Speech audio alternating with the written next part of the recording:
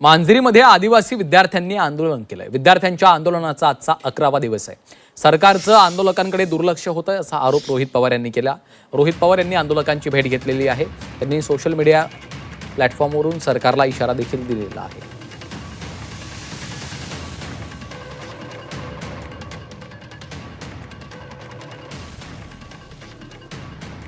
रोहित पवार यांनी हे ट्विट केलेलं आहे।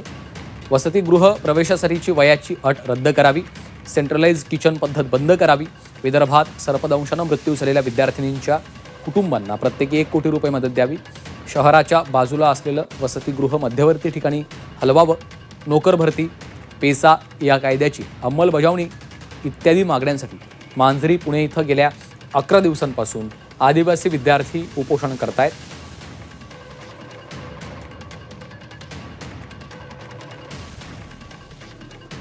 यापैकी अनेकांची प्रकृती गंभीर बनली असूनही सरकारचं या विद्यार्थ्यांकडे साफ दुर्लक्ष होत आहे।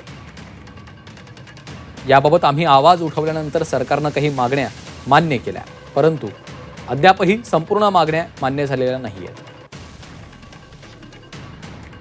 या संदर्भात मांजरीमध्ये उपोषणार्थी विद्यार्थ्यांना भेटून त्यांच्याशी चर्चा केली असं रोहित पवारांनी सांगितलंय।